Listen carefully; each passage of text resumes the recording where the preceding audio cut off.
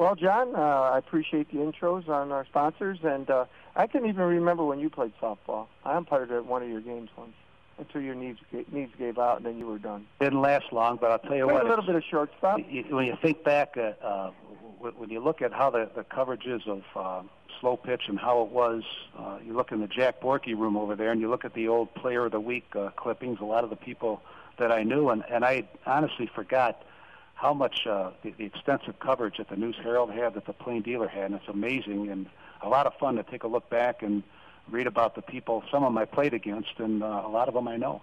And my dad got me started at behind the screen at Morgana, found Ohio Sealants, and now to run into Gary Cavell and Carl Thompson, Tom Sickett's pretty cool, and then to see all their memorabilia, and it is so cool. So if you've never been here, again, we're open here on Tuesdays and Saturdays, and Rich Yannicar will take you for a guided tour.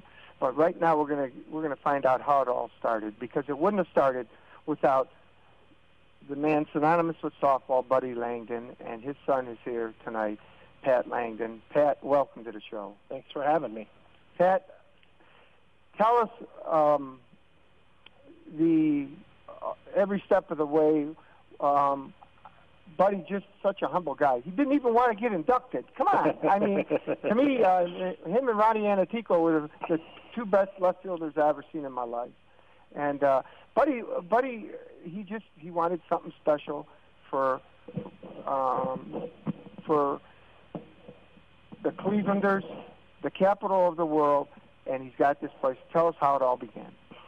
It really happened when he transitioned out of managing and was, I guess, tired of going to watch games all the time, and decided that him and another founding father, as it were, Sam Nader, and him were coaching at the time together, and they decided to take a look at the game as a whole and how great it was, and try to get that back into the game as it was being played at that particular moment in time, and that was 1984. So they spent about 6 months figuring out what they wanted to do. Initially, it was just going to be an induction ceremony every year so guys could get together and swap stories and, trade paint, as it were, about the game, and that's kind of where it went from there. And it kind of evolved into what you're looking at right here. Wow. I mean, does memorabilia come like monthly? I mean, there's so much in here, and how do you decide on what memorabilia that you would take and not? I mean, you don't want to hurt nobody's feelings. Then again, you only got so much space. For the longest time, my mother's basement looked like the Smithsonian's basement. A lot of stuff came, obviously my dad had a lot of stuff. A lot of his friends had a lot of stuff. And then as it started to grow, people wanted to bring their stuff. So, like, right down the line here, if you look, people that can't see this on the radio, but we had that long. Those are all the championship trophies from teams that have won the Worlds here in Cleveland. Instead of sitting on somebody's, in their man cave, so to speak, they decided that they needed to be here. And, obviously Rich, if you speak to Rich will be able to tell you all about it, because he's the one that basically takes care of all of this stuff. And he'll tell you how in fact, I just noticed we were here yesterday for a meeting, and I didn't make my way into the pro room, which is in the back there. He had redone it, and it looks fantastic. So he knows so much about this room. So that's why, I'm going to keep mentioning the fact that come take a tour with Rich Yannicar. Because, I learned about the women in the 50s, how it all got started, why slow pitch even began as a way for people to get together and to throw the pitch with an arc instead of he told me everything. So there's a lot of stuff I didn't know. But how about for you? There's people driving around right now thinking, man, I think I used to play against Pat. So how about some of the teams you played for? We know your dad played for Teamsters. My dad played in basically from 1956 until he retired from playing in 1972, and he began coaching. he was lucky enough to play on a lot of the who's who teams, Pyramid Cafe, Sheffield Bronze, Locks Bar, Pyramid obviously being the pinnacle as they were the first team in Cleveland to win the Worlds in 1975. After that, he kind of started to do what he always did, and that was teach people the game. And he got a young group of kids together just out of college, one of them being my brother Johnny, and they formed Two Crows. Then he was lucky enough to be asked to be part of the first professional team here in town, the Cleveland Jaybirds. And after that, it started his reconnection with Dave Neal, who was, if there's a Mount Rushmore of Cleveland softball, Dave Neal's face is on that. Yeah, definitely.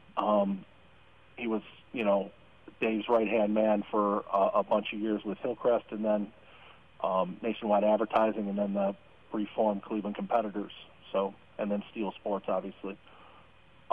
Teams that I was lucky enough to play with, I got to play with my brother's Loch Erie teams, which, in the early 90s were some of the better teams around. I played for Sheet Metal Tech, which, for Doc Floyd, Hall of Famer, Steve Opalich, Hall of Famer, backers, both of them. And I played the last few years of my quote-unquote playing career with Mr. Escobator. So I was lucky enough to play on a lot of really good teams and got to travel all over the country and have a lot of fun doing it. So, wow. Now, did you play on that 9? There was only 9 names on the roster. They won the state tournament in flag football. Your brother was the quarterback. No, I did not play on that. I did not play on that. That was there was over Loch-Erie. 70 teams in the tournament. Yep. Your brother had an unbelievable, an 8-man flag tournament, 9 people on the roster. Your brother won the state championship. Right. That was Leno's Loch-Erie, yeah. Undefeated. I think they won 8-0. Yeah.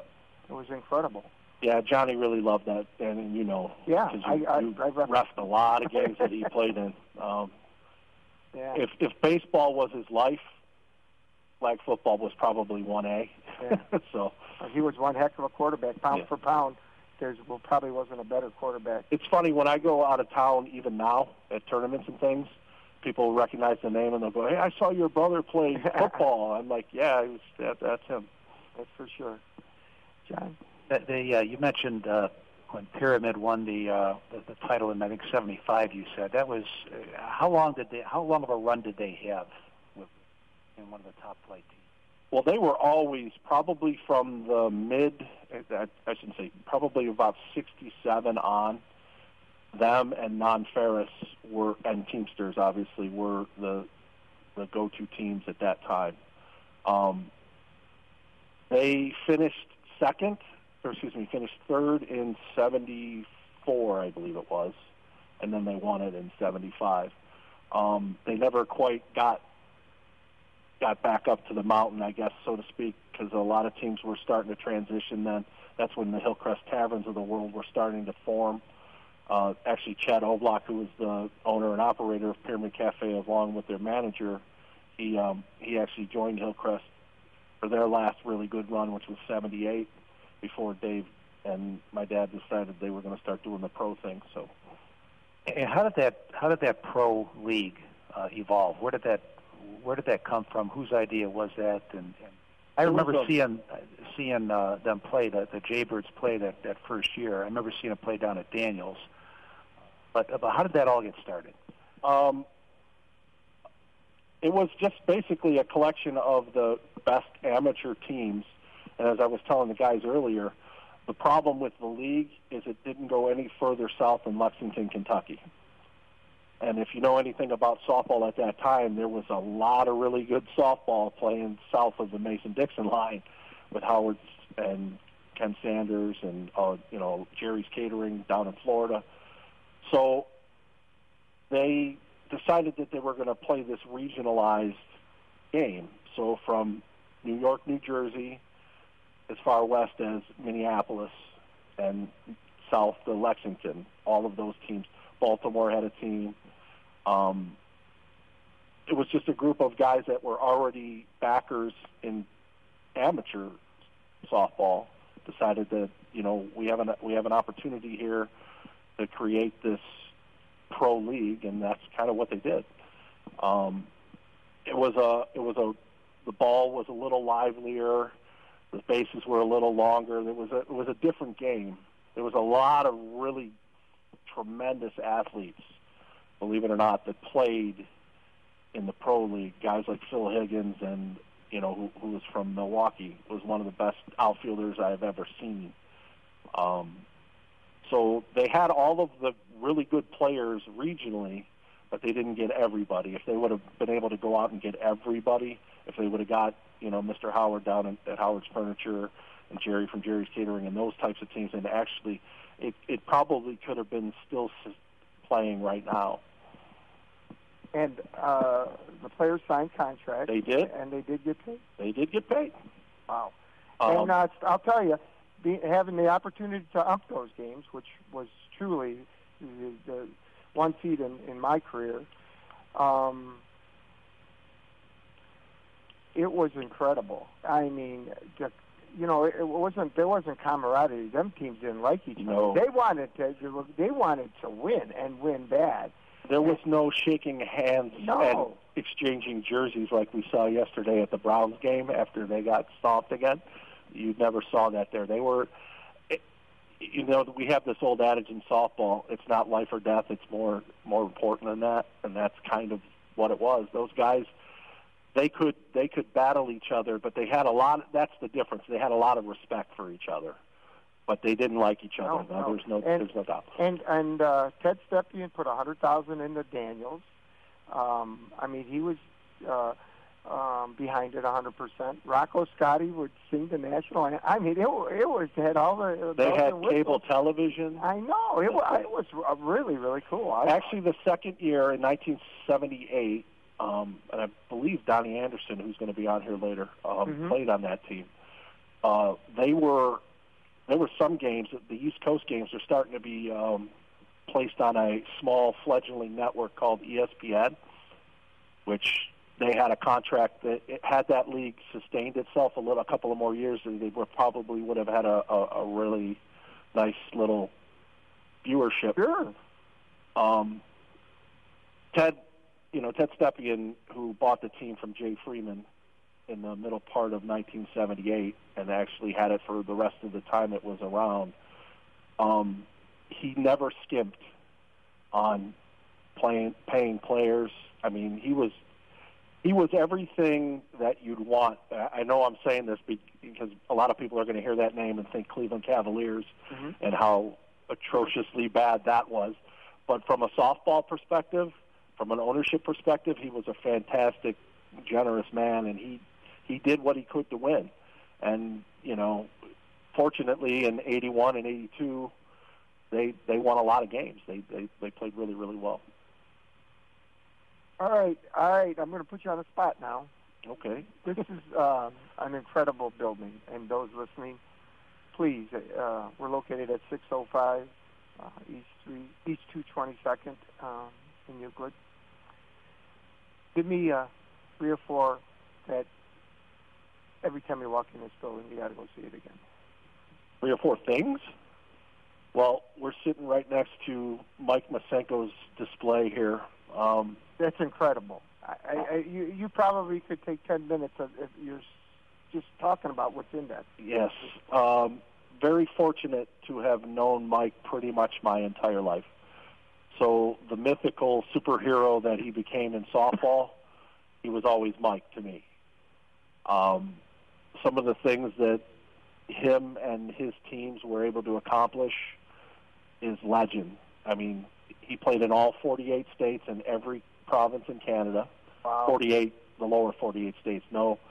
And he also played in Hawaii against Tom Selleck's all-star team. Wow. But they were really and truly the greatest professional softball team ever assembled. The Men of Steel. They were for about a 4 or 5 year period, they won every major everything.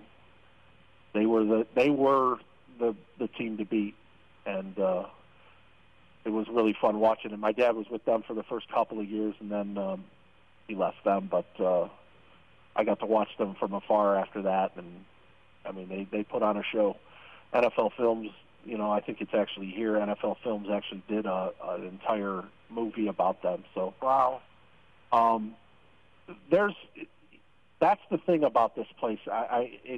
You can't come here. It's kind of like Lay's potato chips. You can't eat just one. It's a good way. When you come here, a lot of people think they're going to come here and they're going to spend a half hour. Yeah.